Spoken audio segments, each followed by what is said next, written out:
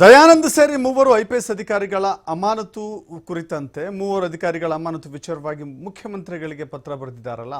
Indian police foundation ನಿವೃತ್ತ IPS ಅಧಿಕಾರಿಗಳ ಪತ್ರ ಬರೆದಿದ್ದಾರೆ.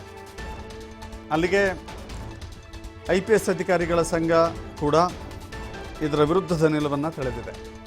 ಐಪಿಎಸ್ ಅಧಿಕಾರಿಗಳ ತಲೆದಂಡ ಸರಿಯಲ್ಲ ಅನ್ನುವ ಪತ್ರವನ್ನು ಬರೆದಿದ್ದಾರೆ. ನಿವೃತ್ತ ಐಪಿಎಸ್ ಅಧಿಕಾರಿಗಳು ಈ ಪತ್ರವನ್ನು ಬರೆದಿದ್ದಾರೆ. ಕಾಲು ತುಳಿತ ಘಟನೆಯ ಬಗ್ಗೆ ಒಂದಷ್ಟು ಅಂಶಗಳನ್ನು ಉಲ್ಲೇಖಿಸಿ ಪತ್ರ ಬರೆಯಲಾಗಿದೆ. ಅಧಿಕಾರಿಗಳ ಅಮಾನತು ಆದೇಶ ವಾಪಸ್ ಪಡಿಬೇಕು, ಹಿಂಪಡಿಬೇಕು ಅಂತ ಹೇಳಿ ಮನವಿಯನ್ನು ಮಾಡಿಕೊಂಡಿದ್ದಾರೆ ಐಪಿಎಸ್ ಅಧಿಕಾರಿಗಳ ಫೌಂಡೇಶನ್ನಿಂದ.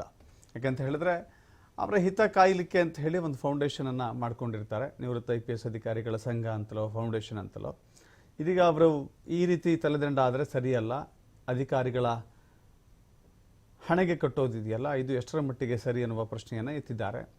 ಆ ಪತ್ರ ಭಾಳ ವಿವರವಾಗಿ ಬರೆದಿದ್ದಾರೆ.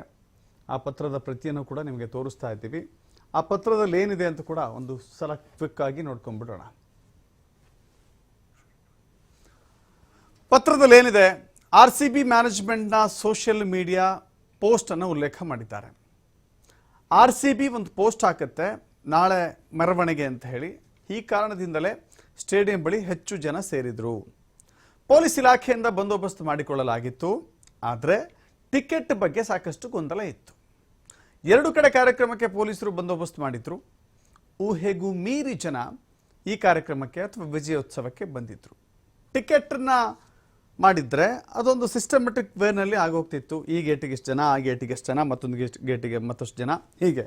ಆದರೆ ಟಿಕೆಟ್ ಗೊಂದಲ ಕೊನೆಯವರೆಗೂ ಮುಂದುವರಿಯಿತು. ಇದರಿಂದ ಪೊಲೀಸರಿಗೆ ಬಂದೋಬಸ್ತ್ ವೇಳೆ ಸಾಕಷ್ಟು ಕಷ್ಟ ಆಗಿದೆ.